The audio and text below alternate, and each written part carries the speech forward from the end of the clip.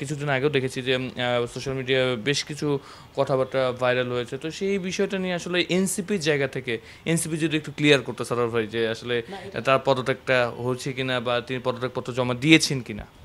এটা ইতিমধ্যেই সেটেলড এবং এটা ইতিমধ্যে আমরা বলেছি। নাসিরুদ্দিন পাটোয়ারি নিজে বলেছেন যে এটা ভিত্তিহীন এবং বিভ্রান্তিকর। তিনি দলের সাথেই আছেন এবং স্বপদেই আছেন। মাঝখানে যেগুলো ঘটেছে সেগুলো মূলত আসলে এক ধরনের বিভ্রান্তি সৃষ্টি করা, ফলে তিনি পদত্যাগ করেন নাই এবং পদত্যাগপত্র জমা দেওয়ার মতো কোনো ঘটনাও ঘটে নাই। আমরা কিন্তু শুনেছি, কিছুদিন আগেও মিডিয়াতে শুনেছি যে আসলে তিনি পদত্যাগ করে হয়তো বা অন্য কোথাও জয়েন করার একটা চিন্তাভাবনা করছে, বা এনসিপি একটা ঐক্য জোটের সাথে হয়তো বা নির্বাচন করবে। এই জায়গাটা আসলে কি করবেন? না, নাসিরুদ্দিন পাটোয়ারি অন্য কোথাও জয়েন করছেন না, দলেই আছেন এবং নির্বাচনী সমঝোতা এগুলোর আলোচনা চলছে। এখনও পর্যন্ত চূড়ান্ত কথা বলার মতো অবস্থায় আমরা নাই। আরও কিছুটা সময় লাগবে। আমরা সব ধরনের পরিস্থিতি নিয়েই কাজ করছি। ওকে।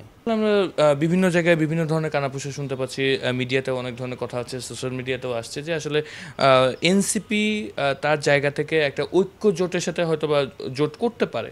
তো আসলে এনসিপির একটা ভালো পজিশনে আপনি আছেন সারোয়ার ভাই, আপনি আপনার জায়গা থেকে একটু যদি বলেন যে এনসিপি আসলে ঐক্য জোটে যাবে কিনা আগামী ত্রয়োদশ নির্বাচনে।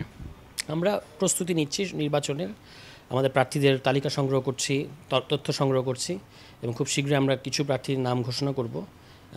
ফলে আমরা নির্বাচনী জোটে যাব কি যাব না সেটার জন্য আরও কিছুটা সময় লাগবে।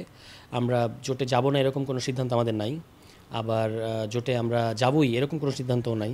এটা একটু সময় লাগবে। আমরা চেষ্টা করছি যে আগে আমাদের প্রার্থীদের নাম ঘোষণা করতে, তারপর যদি কারোর সাথে আমাদের জোট হয় তখন সেটা তো রিঅ্যাডজাস্টমেন্ট করা যাবে।